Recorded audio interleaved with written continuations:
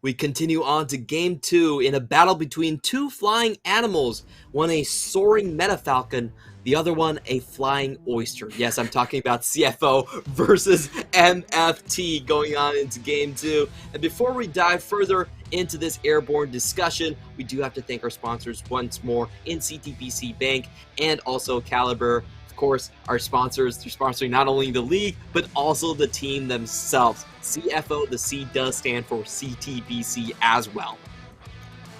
Yep, and this should be a very exciting matchup because of the fact MFT did come off a win yesterday, right? If they came into this game 1-1, taking a loss against BYG, I think the discussion would be a lot different because it'd be like, well, let's see how far they can push them maybe against CFO, but now it's the talk isn't about, well, how far can they push it, but rather can they take the game off of CFO. And while that's still left up to discussion because there's a very, very good CFO roster,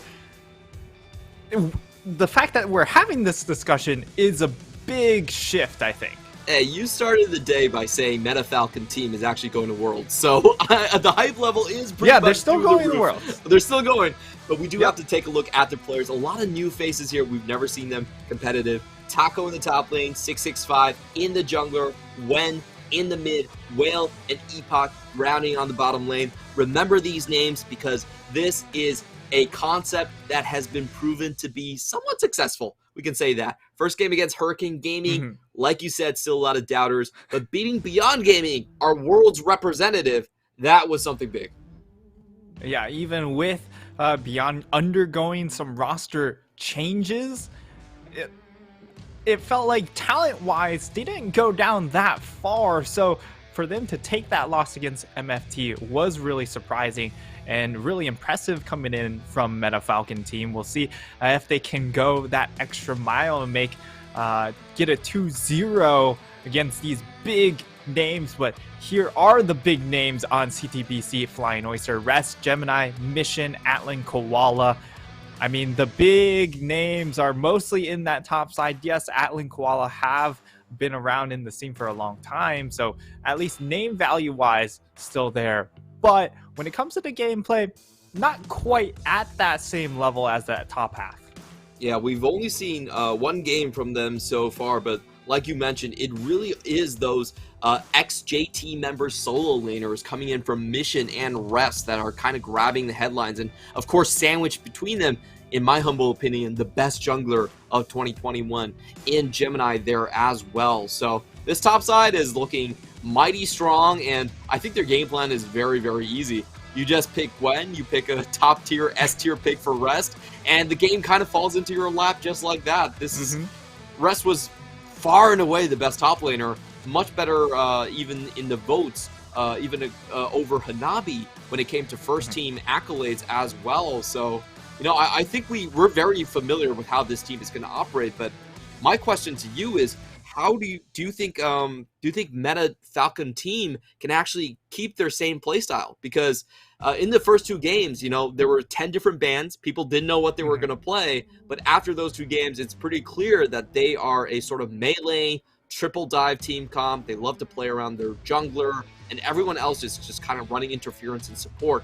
Can that sort of play style work against this team right in front of you, the Flying Oysters, a team this experienced? I think the big thing is for MFT is that they are really focused on playing their own style, and that they are making the roaming mid picks work with the Renekton, with the Galio, champions that are built to try and snowball your jungler and try and get mid-game leads. And I mean, yes, it felt like they were up against the clock in yesterday's game, but they were still able to really effectively execute around the composition that we just don't see all that often at the moment. Now, will it work against a more experienced squad that has seen a multitude of metas? Remains to be determined. However, I think Meta Falcon team, the key for them is to remain true to that style. Okay. So stick to what you know and just try to play it to excellence. I like that strategy a lot. I will say I feel like Meta Falcon team, if I'm drafting against them, I feel like it's quite easy to draft against them. You just try to pick stuff like Gwen, you just try to pick a lot of champions that really punish aggressive plays or have a lot of skill shots that, you know, typically don't land, but since the enemy is running at you, it's fine. Can't pick Gwen if it's banned though, so MFT, intelligent ban there. But interestingly enough, they do take the Zeri off the table themselves. So not looking to really prioritize that over on the blue side, even though usually you would leave that for red to go ahead ban away. I feel like Whale's just not comfortable on that champion, and I don't know about this first pick here. It again fits their playstyle because they kind of really want to run forward and perhaps and that's really Ryze's wheelhouse, especially with the tank build, but it does leave a little bit to be desired for a first pick. Yeah, Ryze has not shown good success rates across major regions.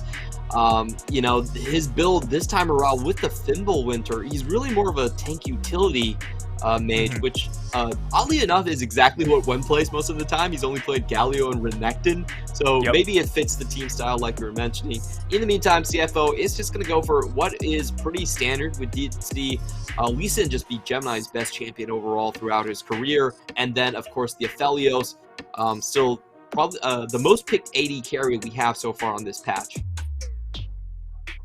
Yeah, Aphelios picked quite often, but he hasn't seen a whole lot of success.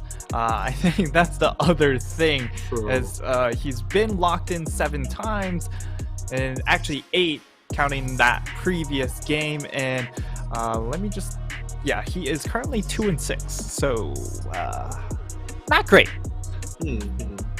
That's really interesting because I feel like Aphelios is extremely powerful. He still has that 200 years tag, but we'll see how things work out here. In the meantime, 665, no surprises. He's got to get a carry. This is the guy that the team is really built around. We see most of the utility about setting up for 665, and they also snag a Gragas here, just a blind Gragas.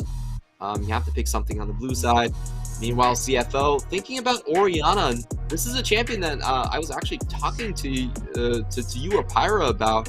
I really feel like Orianna is one of those hidden gems in this meta. Strong mage, great laning phase, and just punishes all of those sort of really AD carries without gap closures. They can't walk up against you here. Yeah, and it's really interesting. Meta Falcon team don't go ahead lock in an AD carry for before the second phase, because the real big headline carries like your Jinx and I guess Varus would be the next one for Meta Falcon team, because that is a champion that they did lock in yesterday. Those should get taken away in this next phase, and then you're wondering where's your next carry options, because you don't have a whole lot of damage again from your top half of the map, and that's a very steady diet we've been getting from these MFT drafts in the first 2 games, which means they need a lot of damage coming in the second phase. And I'm not sure where they're going to get it from, although it could potentially still be a Gragas flexed into the support role. But Epoch, I don't think he has played, although Gragas might fit his playstyle. I expect to see something like a Nautilus. Okay, so MFT still lacking for damage, as you mentioned in this draft. Their mentality seems to be pushing in the bottom lane for the most part. So maybe something like a Ziggs could work, but we'll find out. CFO in the meantime picking up the Graves for the top side. Just a very safe pushing pick here that we have, and actually saving the support for the last pick. So really very aware of the potential for flexing, like you mentioned. We have seen Gragas actually being played in the support position in the LPL, so it's definitely possible. Now MFT do have to show their cards. They have to show a top laner and a support AD carry, most likely. Okay. We do get the Kai'Sa. Kai'Sa, a champion we have not seen really a whole lot. But when you have essentially triple AD carry bans on the table and Aphelios taken away, you are going to be digging a little bit deep here. And I mean, it fits that mid-game role, right? That's exactly what MFT play for. It's early mid-game, and Kai'Sa does fit that bill. Late game, she really becomes outranged by a lot of the champions in the game that are meta, but against a composition, against an Aphelios, you struggle a little bit less so. However, you still have to try to navigate that Orianna.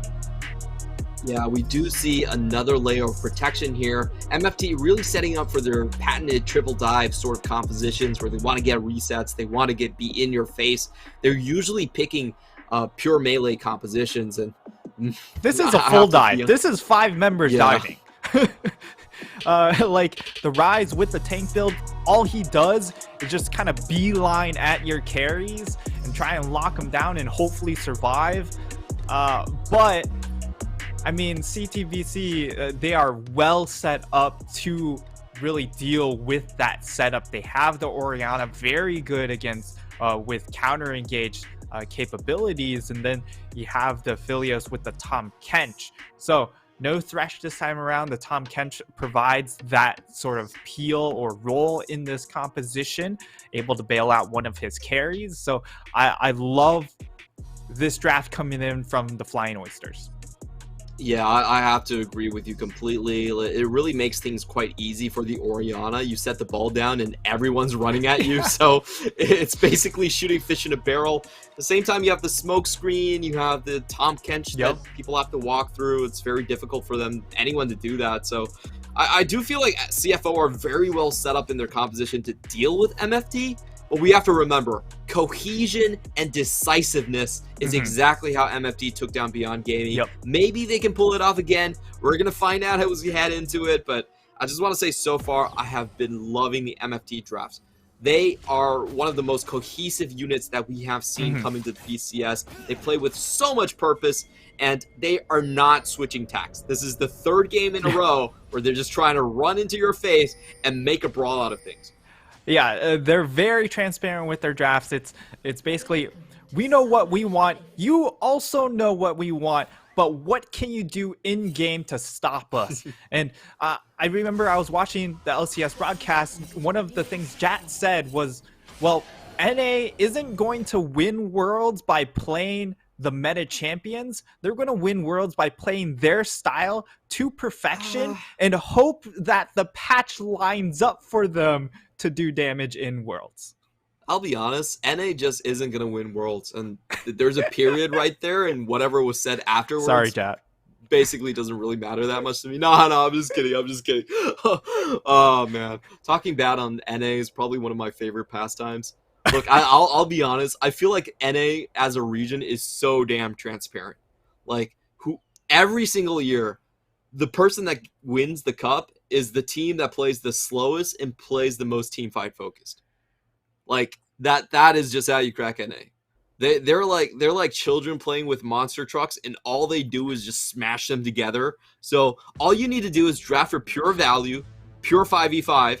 Tempo does not matter at all in NA, because even if you make mistakes, chances are the enemy team's not going to punish you. So just pure value, get those objective drakes, and that's how you win. Honestly, seriously, look at 100 Thieves, look at Team Liquid before them. It's the same thing over and over and over again. And there you go.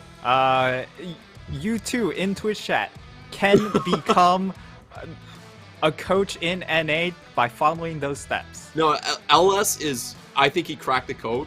He understands that fact. He did lose today because he tried to go split pushing and try to play 1-3-1, and that's not how NA is played. Nobody knows how to play that S in NA. Okay, that's just, the Karthus was a good idea. No split pushing. The split pushing, it doesn't matter. So I think LS's previous drafts really cracked the code there. You go double enchanters, and you build 2 tanks, and then you build like a hyper carry, and voila, wins for days, straight to the top. C9, there you go. And you know what? I think that playstyle can also work in PCS at least early season, right? Because a lot of these teams haven't really gelled and don't have that synergy.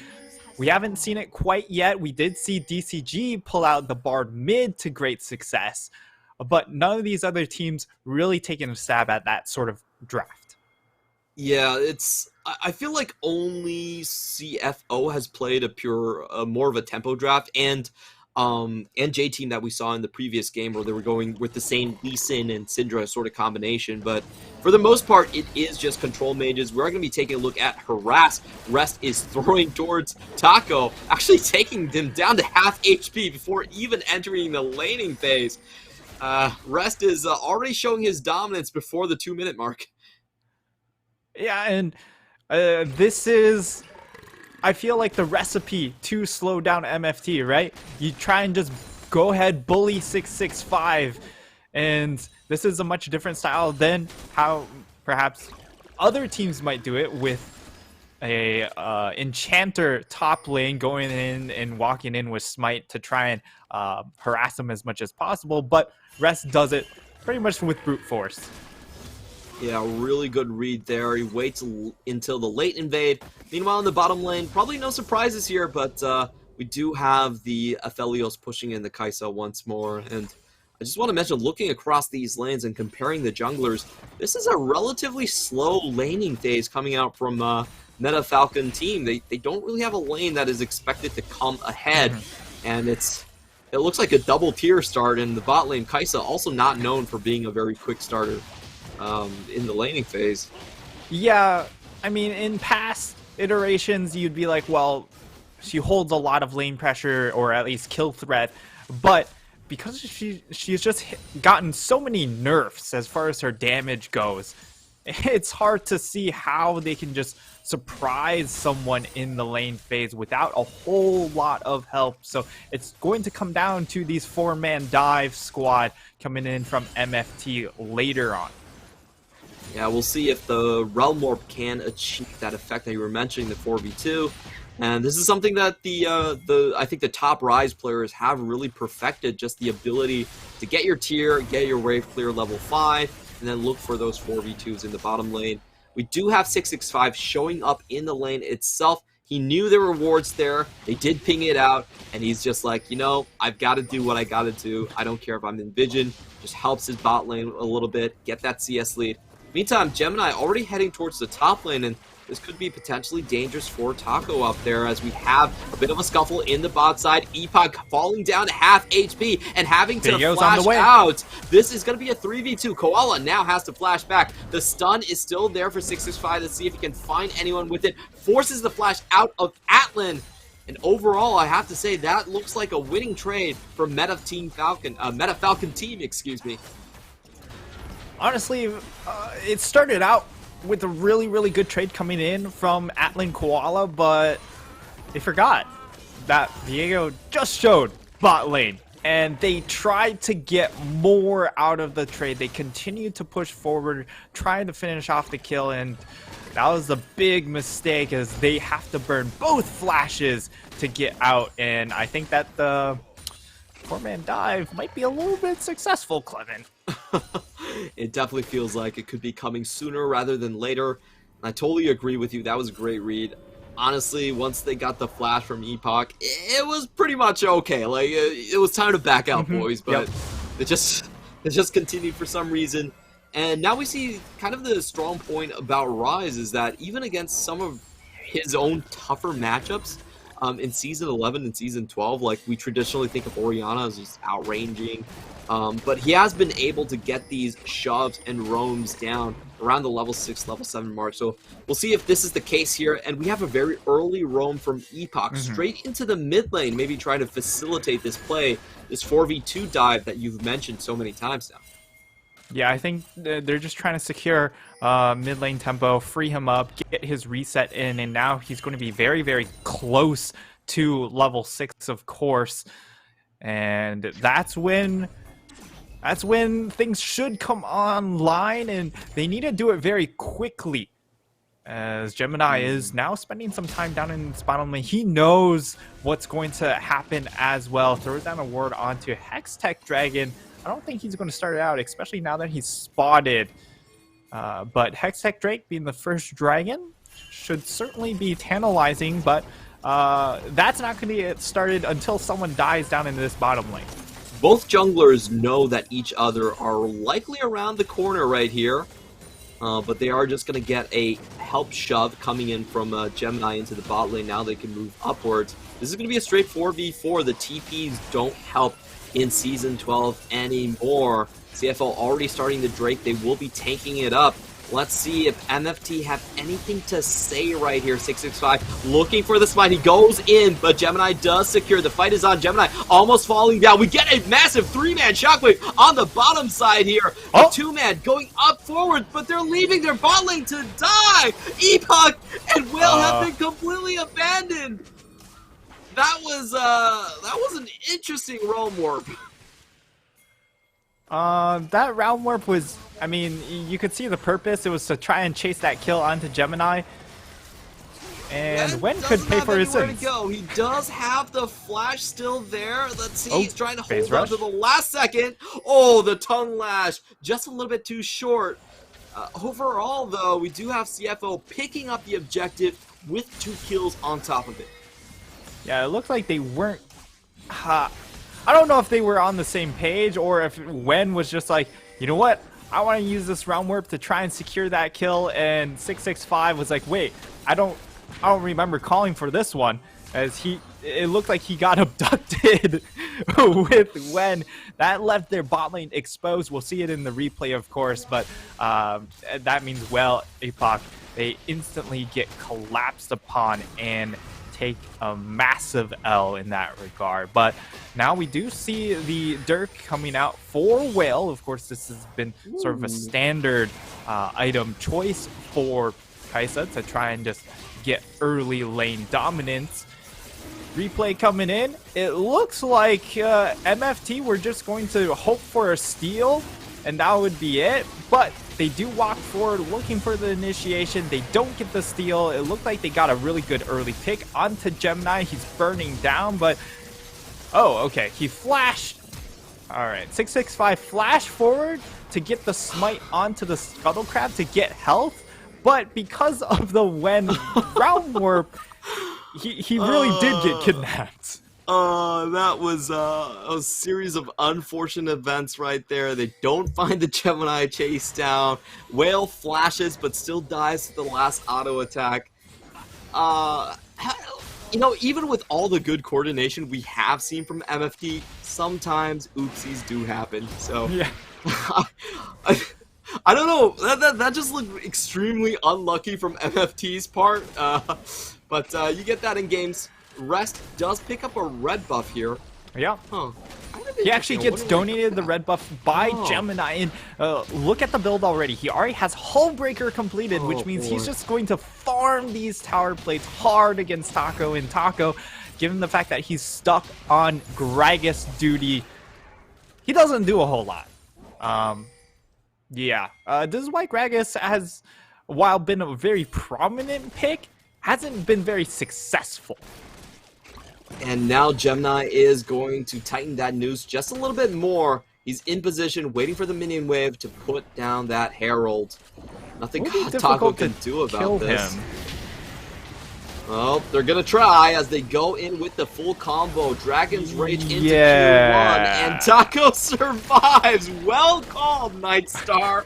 That wasn't even that close, to be completely honest. A bit of a blunder there coming in from Gemini. They do get the flash in the end, but I'm giving style points to Taco over there. Let's watch that play again.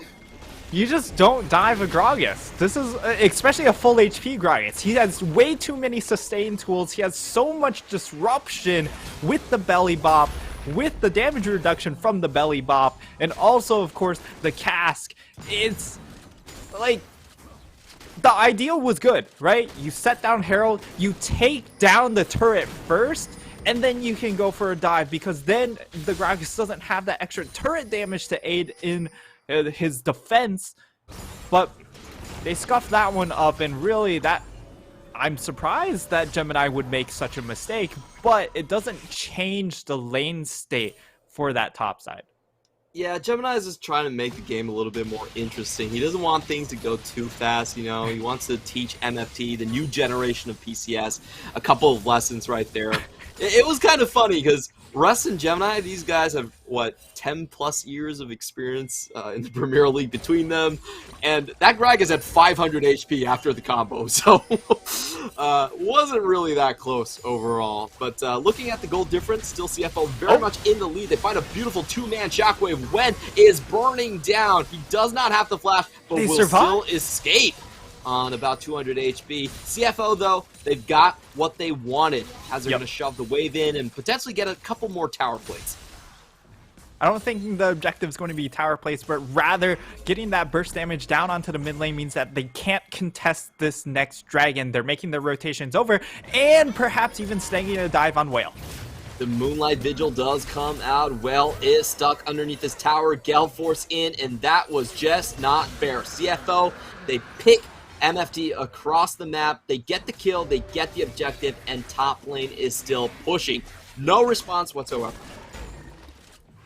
Yeah, this draft is in map state is really falling apart for the side of Meta Falcon team, as they are now down 3,000 gold at just 12 minutes, and there's really no way for Taco to deal with this Hull Breaker Graves.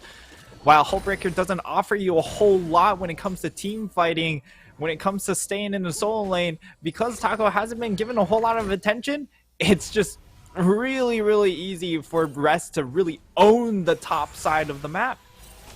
Yeah, and he has the ward set up as well. 665 can't find his way into this lane. We have seen no ganks really into the top side whatsoever, so Rest is just having the time of his life. He can BM as much as he wants. He can hit towers, hit people, take away their camps. This is heaven for Rest. This is exactly how he plays, and honestly, we've seen so much of the same footage from JT in 2021 as well. Yeah, and that's why I kind of call CFO the J team brawn, in the fact that they just have these really strong carries in Rest and Mission that came over. We're really good at carrying the game, but not necessarily. They don't set their team up to do so. They kind of just do their own thing and say, hey, I'm going to try and carry. You guys have to figure out how to play around me. Going to escape that from 665. The spider senses were there. He must have had an inkling that those two could have been in the brush, and he is able to get out without a scratch on him, and very well done. Really smooth escape there coming in from Rest. And that just means that this advantage that they kind of had to go for a Hail Mary pick off onto Rest. Otherwise, it's just really too oppressive, and so much of your map attention is just going to get sucked away from you. And now Wen could come under fire. We'll take some damage, but the Rune Prison is there, so nothing much going to happen. CFL, though, they do have an open tower bot lane if they so choose to take it, setting up traps for MFT to walk in. But this will be a 3v2. Let's see how they will fare. 665 has to flash out almost immediately. Atlan still full HP and gets devoured back into the rest of his team. A beautiful pick from Gemini. Finds two, and they are going to chase down the kills. Epoch is not long for this world. Atlan getting the double kill, and trying to defend that bot lane tower probably wasn't the play for Meta Falcon team as they pay a heavy price for this lesson. They still want to fight for Nord, but Gemini is so damn There's mobile. no damage. Yeah, this is a tough round of fights coming in from MFT. Yeah, there's just no damage coming in from this MFT squad. Like, you don't have any items completed. The only thing you have is that Divine Sunder onto the Viego.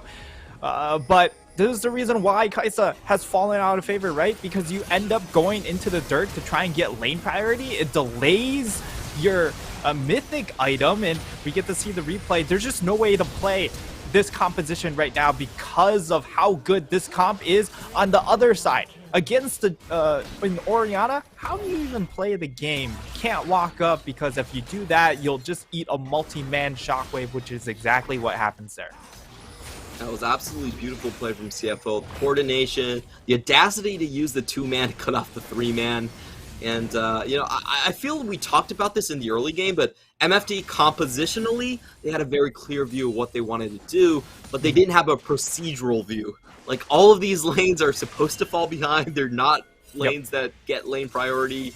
And they also have a jungler that is behind naturally, too. So, how are you going to get past the early game? And I guess the answer is you don't. Yeah, they're going to have some creative shot calling here in order to try and swing this game back. That sounds like and by creative, it's probably going to take a little bit of a Hurricane gaming gameplay. Just overload a bush and hope someone wants it. Alright, let's see which death brush they want to set up. It looks like Gemini actually the one setting up the death brushes here. Just going to give Taco a bit of a love tap. CFO have full river control here, so it's going to be very hard for MFT to find. But we have seen amazing things being done by this Gragas plus the Viego combo. You know, that's great amount of crowd control. And in goes Taco. He gets the 2-man explosive cast, but they can't focus on the target just yet. Atlan does make it to the top side, and that's a 3-man shockwave. Once again from Mission. They just wiped the floor with MFT. Great wombo combo potential. They had their eyes on that ramp, and this is going to be a clean ace with a triple to Gemini. CFO showed the new guns. Hey, you guys got a surprise win against BYG, but that's all it was, a surprise win. Let us show you how it's really done here, and it's been an absolute clinic from CFO as they skyrocket, really just jettison out to now an 8k gold lead. They're going to secure a 3rd dragon, and this should be a very early soul as well, as it starts out really flashy, but that's all it was. It was really flashy and throwing everyone around, but Whale has no damage, so you can't execute anymore. Yeah, that was so difficult to play through. You could see Atlan already making to the ramp. There was a Devour there for him, so it was even harder to focus down targets. And you could see damage in the last team fight. 665 did not get to participate. He tried to go in, but the target was already out of harm's way. And that damage number from mid-jungle, the difference there is quite astounding. 262 damage, 130 apiece against Mission, who got the 3-man shockwave sitting at 3.7k. That's a difference about a factor of 30.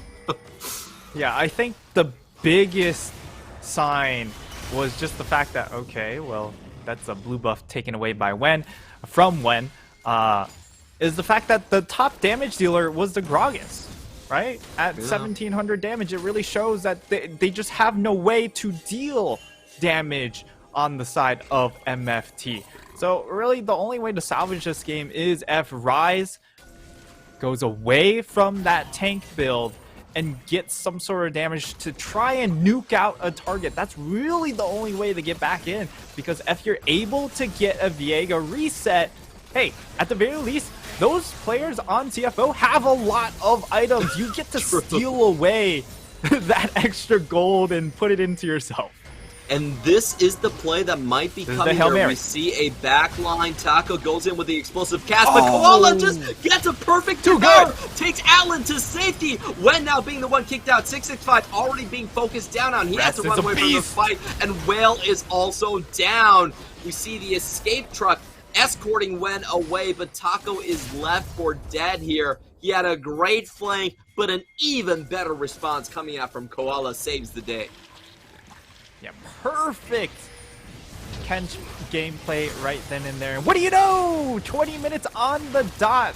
Teleport comes in exactly when the purple worm spawns. Taco round 2?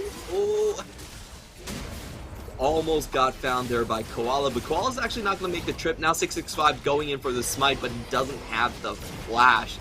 So it's going to be very difficult to go in. Rest, in the meantime, doing his usual 1v4 in the enemy base BM routine. He's so This is tanky. what he's known for. I want to see the emotes come out. Come on, let's do it, Rest.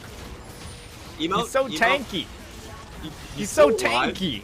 Oh my god. Oh, 1v1 happening. Get him, Koala. Ah! Oh, wait. You can't just bring a Nautilus to the show. What the heck? Yeah, that's not fair, man. 665, that was kind of cheating. That's bad manners right there. I'm kind of disappointed in the mannerisms of this game. We still did not get an emote from Rest. That was not his usual self, but we got the routine though. He goes into the base 1v3 and he survived for a good 15 seconds to allow his team to take that Baron completely uncontested. We're gonna watch this play again as Taco starts out.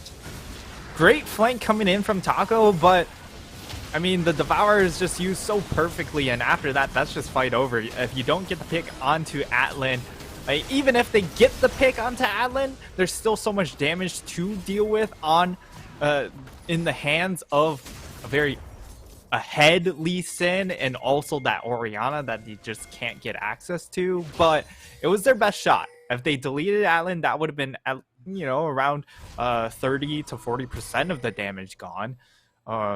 And unfortunately they didn't. And yeah, 665 there's no trying damage to steal on here, MFT. and now we have Koala going in for the fight. Gemini goes in as Is well it? to get the first kill. And now it is a 5v3 pushing down onto the base. 27 seconds till Epoch is back up again. I have a feeling that the Flying Oysters are not going to let the Falcons fly away from this one, as they're just going to straight push down.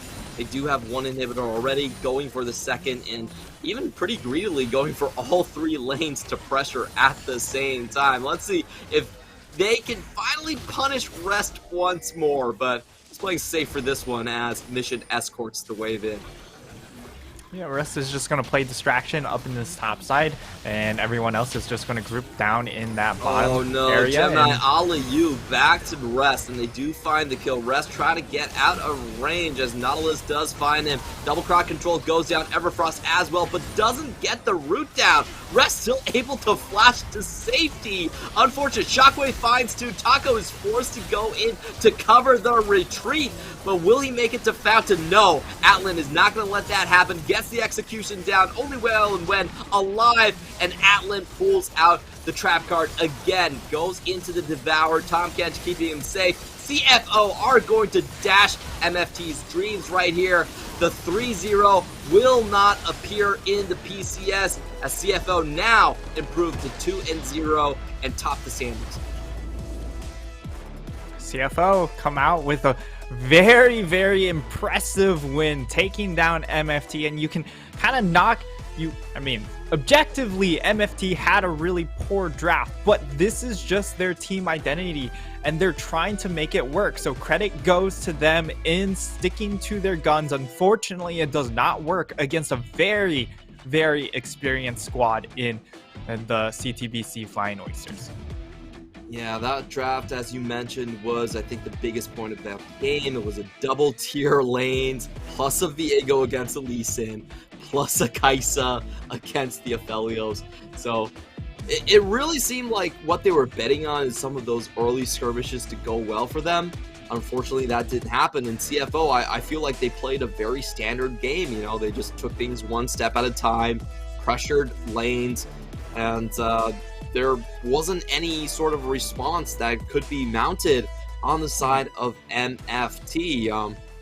Do you think that this is going to spell more trouble down the line now that we've seen 3 games of them essentially going for the same strat? It certainly could spell some issues moving forward.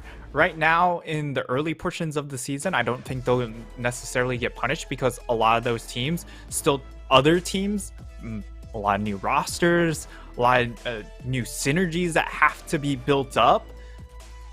They'll be able to get away with a lot of wins, in my opinion, and they should make playoffs. However, it's just towards the end of the season, they could certainly slow down here. So maybe the MFT to Worlds prediction stifle expectations just a little bit.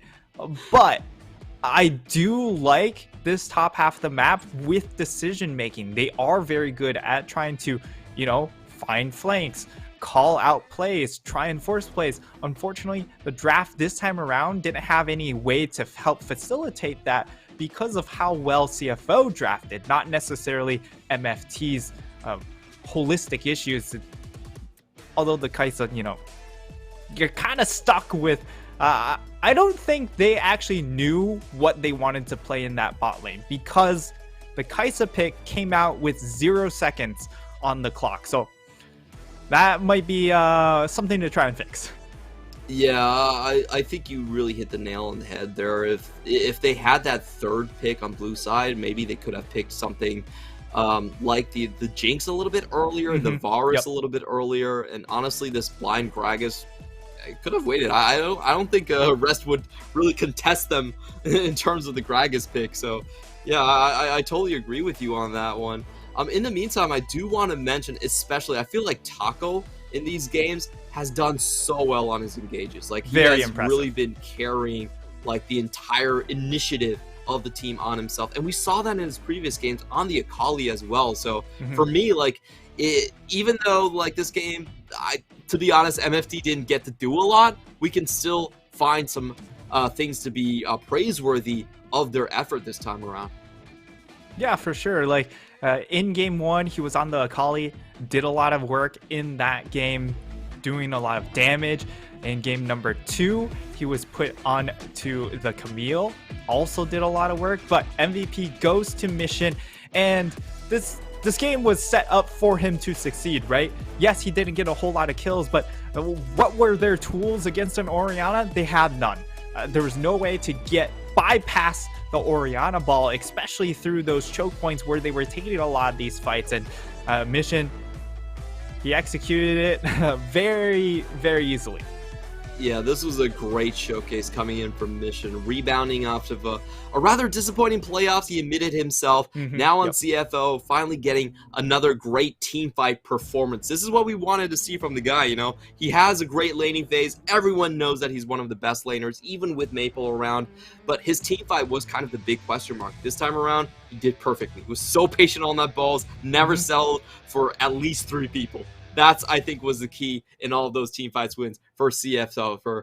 Congratulations, we have found the winner between the flying objects. The Oysters actually fly better than the Falcons. Don't go anywhere, as we have Deep Cross Gaming and Frank Esports, 2 new organizations coming up head-to-head next.